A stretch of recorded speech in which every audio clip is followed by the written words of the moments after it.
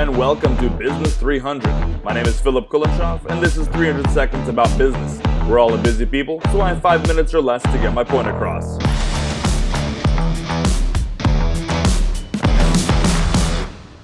Another week, another episode, this time about decision making.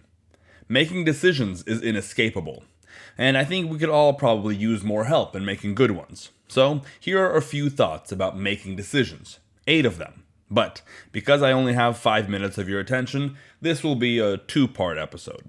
First thing off the bat, when faced with any decision, it's good to know how much time you have to make it. Is this an urgent call you have to make on the spot, or do you have 3 months to wrap your head around it? Your approach to the decision will vary depending on how much time you have. If you're trying to make an urgent call by doing research, gathering data, and qualifying information, the train will just run you right over. And if you're frantically calling shots from the hip on a decision that isn't due for another 75 days, you yourself will go off the rails. When pressed with any decision, it's a good idea to know how much time you have to make it. Second point to think about is that there are no solutions, only trade-offs. What is it that managers say?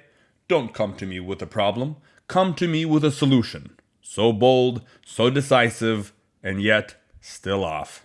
As the great Thomas Sowell has been teaching us, the world is full of 2 kinds of people. The first kind looks at the world and sees problems and solutions. For every problem, there is a soulmate solution. But when the second kind of person looks out, he sees trade-offs. For every problem, there is a solution, and for every solution, there is a price to pay. The decisions we make do not happen in a vacuum. It's impossible to make isolated decisions, coming up with solutions that don't cost anything. Sure, problems can be fixed and the fixes may be necessary, but they will always come at a cost. Every solution is a trade-off. Before making a decision, it's a good idea to know what you're trading. Third, the quality of your decisions in part depends on how much skin you have in the game. I think the reason why so many decision makers don't think in terms of trade-offs is because they have effectively distanced themselves from paying the price of their decisions.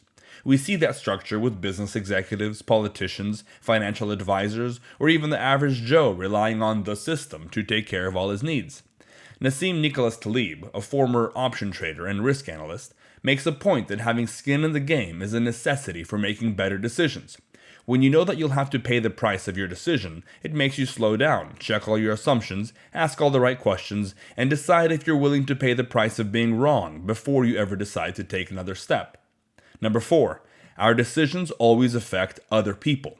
Whatever decision we make, no matter how private we think it is, we can't escape the reality that other people will be affected by it, whether they know it or not. Either our decisions will cause something to happen to them, or our decisions will hold back what could have happened to them. Our decisions can cause good or bad things to happen to people, or our decisions can hold back good or bad things from people. Whatever we decide, and whatever we do, it will always be the case that other people will be involved. Our decisions always affect others. If we want to make better ones, that's a factor we should consider. There are 4 more points for me to make, but time is running out. Whose idea was this 300-second limit?